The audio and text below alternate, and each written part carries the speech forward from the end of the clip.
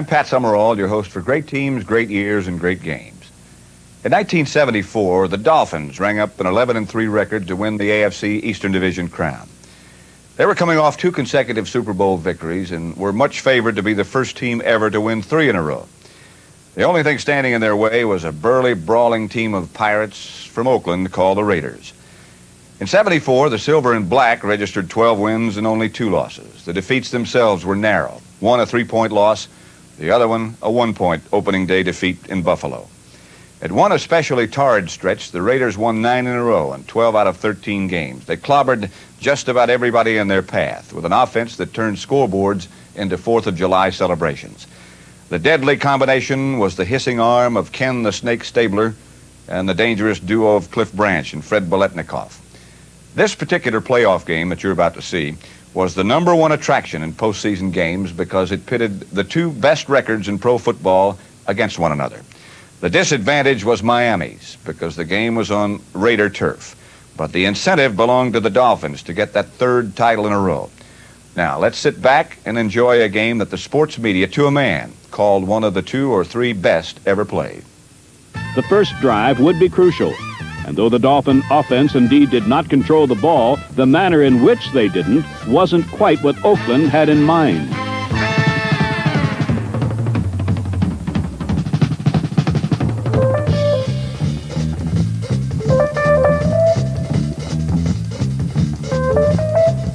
Just 15 seconds into the game, Rookie of the Year candidate Nat Moore went 89 untouched yards. And though they hadn't used the clock and established dominance, as is their style, they did lead 7-0, and that's their style too.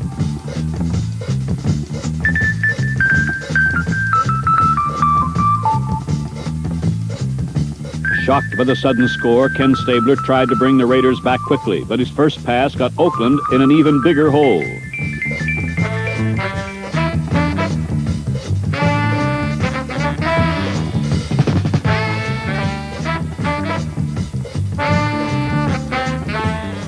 Looking at the play from our end zone camera reveals that Stabler's pass was tipped by linebacker Bob Matheson, and Dick Anderson returned the interception to near midfield.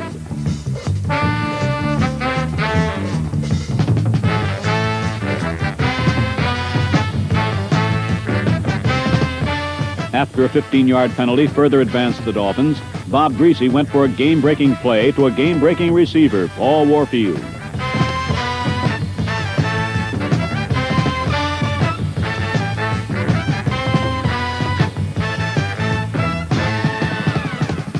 Again, repeating the play, this time in slow motion, we can see that Warfield actually beat double coverage.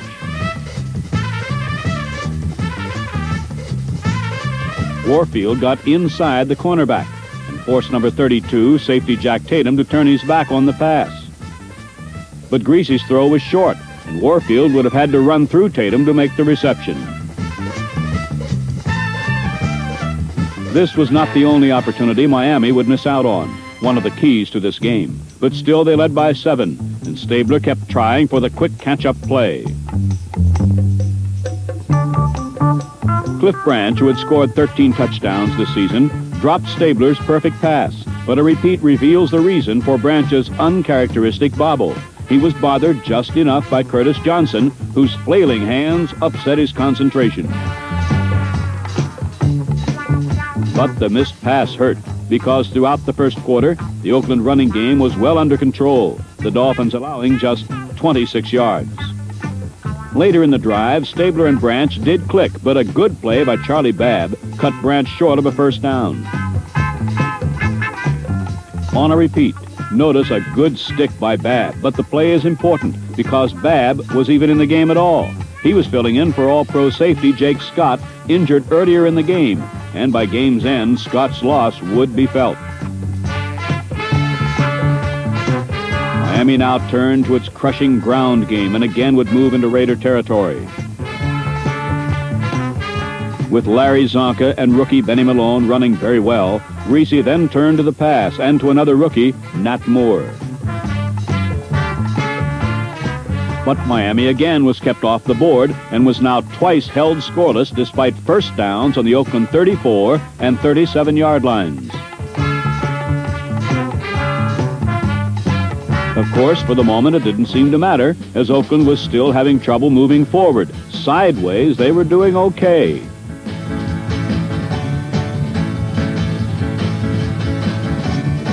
And so, forcing Oakland to punt, Miami got another break when Anderson was interfered with trying to catch the ball, and the penalty gave Miami a first down on the Oakland 44.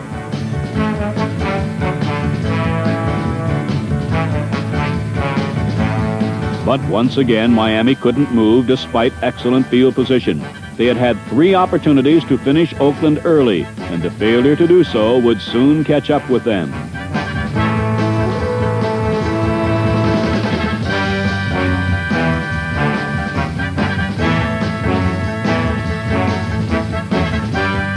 Finally, in the second period, Stabler got the Raider offense rolling with rollout action.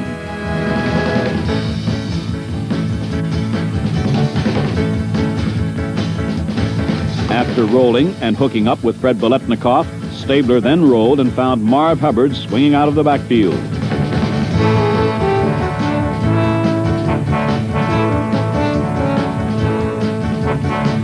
Hubbard's hard running got 9 yards. Then his good block on Matheson sent Clarence Davis free for 19 yards.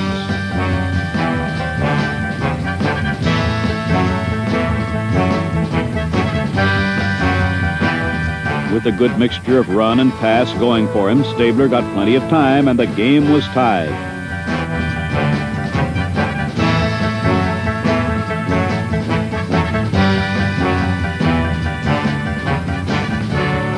Looking at the play in slow motion, notice Stabler as he hits Charlie Smith with a perfect pass over middle linebacker Nick Buonaconti. Any shorter, and it was an incompletion or interception. Any longer, and Smith couldn't have reached it.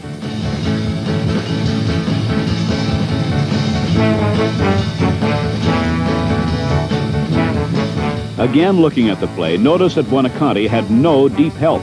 Was this the first indication that the loss of Scott would hurt? Scott usually plays deep center field, and on this play might have been there to help.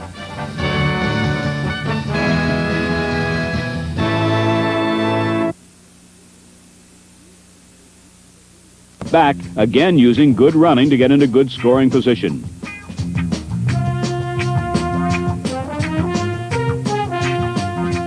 From the Raider 24, Greasy went for 6 to Moore, and he was wide open, but Greasy missed him.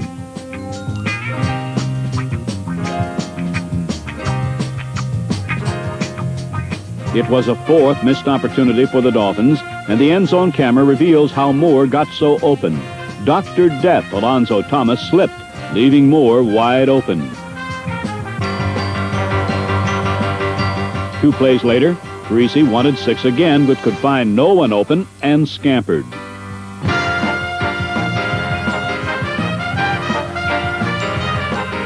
After a teammate ended his chance to run, Greasy did find Don Nottingham, but he came up short of a first down, and Miami settled for a field goal to lead at the half 10-7, but it could have been much more.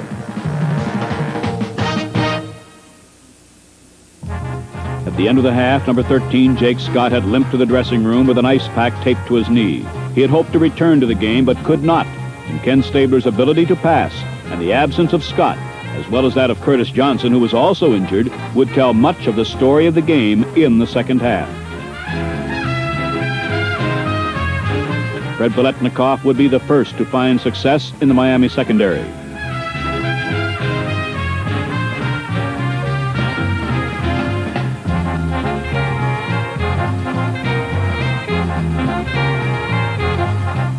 Biletnikoff showed super concentration on this one, but lost his argument that he was in bounds, and another look at the play supports the official.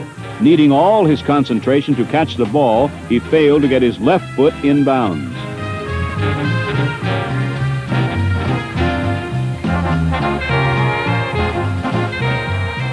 Biletnikoff's great catch was for naught, but several plays later he made an even better one. And this one counted.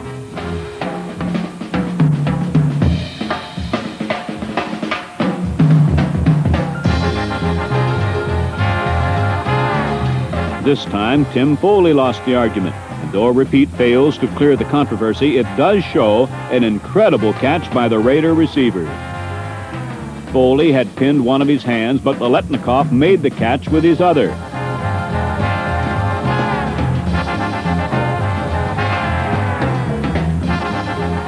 Veletnikoff's great one-handed catch and Stabler's 28th touchdown pass of the year put Oakland on top 14-10.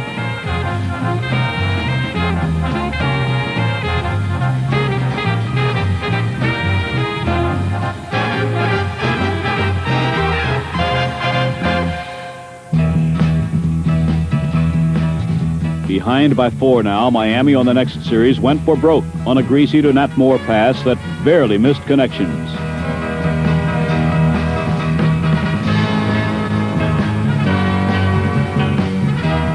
Next came a key play when Greasy tried for kick at the right sideline with an open field ahead. Kick was ruled interfered with by linebacker Phil Villapiano. Another look with our slow-motion camera clearly shows Villapiano's infraction that perhaps saved a touchdown, but gave Miami a first down on the Raiders' 16. Greasy and the Dolphins were quick to take advantage as Paul Warfield all alone gathered in the pass that regained the lead for Miami.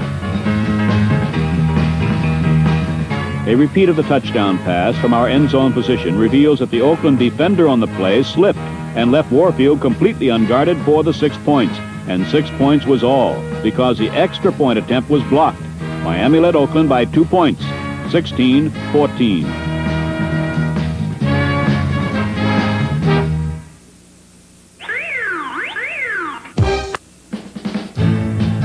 The final play of the third quarter saw Larry Zonka roar through the middle of the Raider defense for 15 yards. 2 plays into the fourth period, Greasy arched a perfect pass to Paul Warfield for 20 big yards, and it appeared the Dolphins might take control of this game. But on a 3rd and 3 situation, the usually reliable Warfield dropped a pass, and Miami was forced to settle for 3 instead of 7 on Garo Epremian's 46-yard field goal.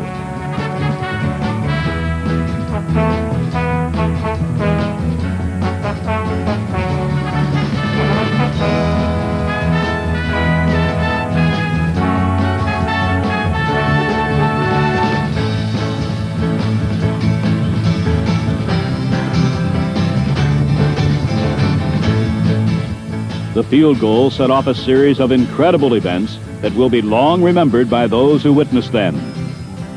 First, Kenny Stabler hit Brett Veletnikoff on the right sideline for a harmless 11-yard reception.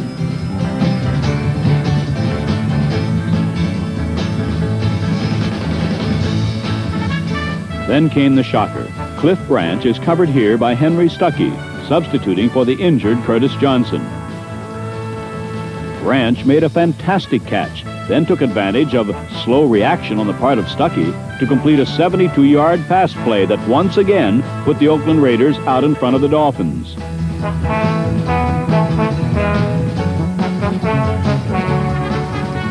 Branch's unbelievable catch seemed a bit too much for some folks, so let's look at it again from 2 different angles. Did he catch it or trap it? You decide.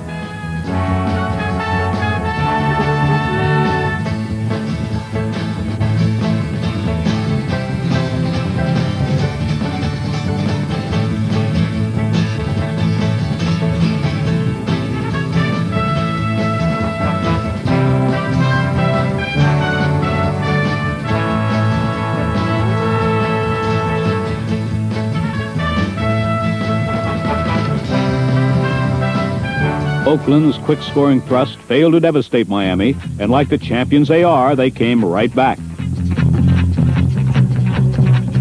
Bob Greasy employing a kind of misdirection drop-back that confused the Raider secondary and allowed Nat Moore to slant across the middle and haul in a 23-yard strike from Greasy.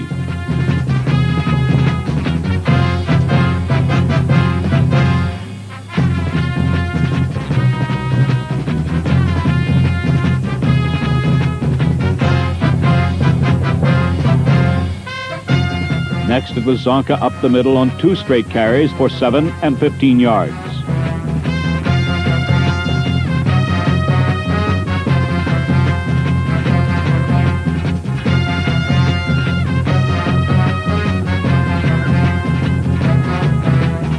From the Oakland 23, Miami's new Mercury Morris, Benny Malone, swept right end and swept it clean indeed.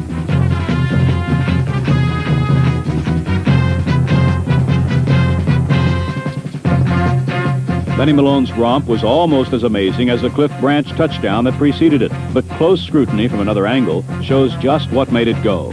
Note the fine blocking of number 80, tight end Marv Fleming, on the linebacker that helped contain Raider pursuit.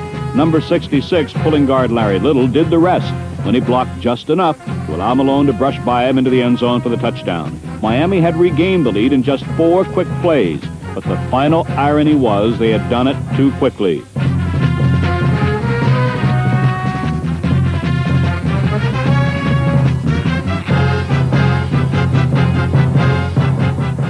This incredible series began innocently enough with a short pass to tight end Bob Moore for 6 yards and an abrupt ending.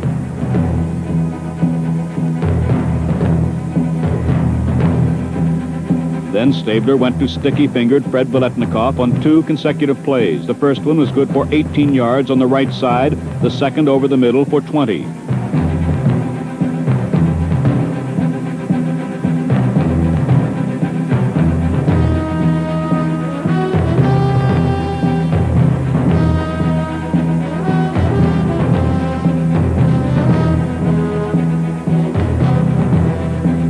One minute to go, and Stabler had the no-name defense reeling with his pinpoint passing.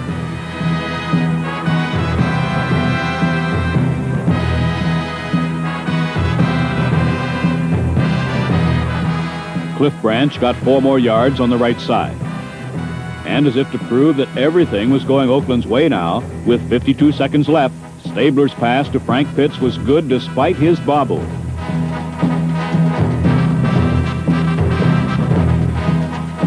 Now, with time running out, only 35 seconds to play from the Miami 8, the Dolphins appeared to have Stabler, but he got off a desperation heave toward a surrounded Clarence Davis, who somehow came up with the ball for the biggest touchdown he'll ever score.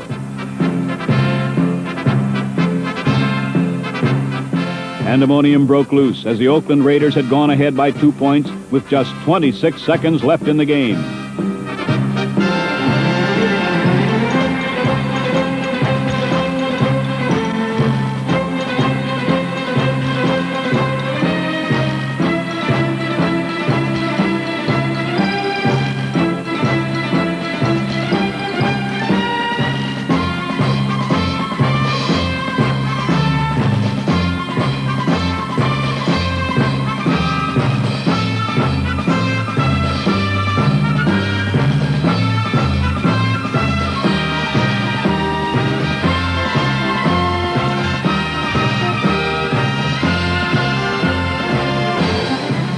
This game-breaking play deserves another look as we see Miami defensive end Vern Denherter arriving a bit too late, and Clarence Davis out-wrestle Miami linebacker Mike Colon and defensive back Charlie Babb. But the real hero was obviously Kenny Stabler, who hit on 6 of 6 passes on the vital drive. Stabler ended the game with 20 of 30 passes for nearly 300 yards and 4 touchdown passes. He had his team ahead by 2 points with just 21 seconds remaining. For Miami, it fell to quarterback Bob Greasy. He had 21 seconds to get his team in field goal position, but those hopes ended on Miami's first play.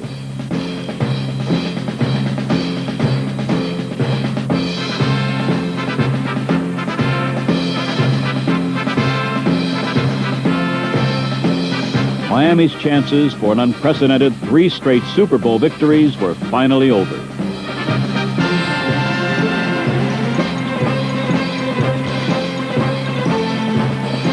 For Oakland and coach John Madden, it was the sweetest of victories. First, there was revenge for the Raiders' loss to Miami in the championship game in the Orange Bowl last season.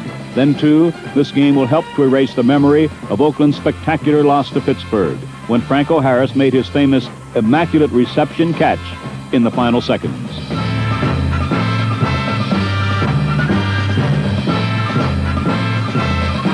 Yes, today's great win erased a lot of hurts for a team that is always considered the most talented in football, yet somehow manages to go awry on the way to the Super Bowl. This is the year they may make it, depending on what happens next week against the Steelers.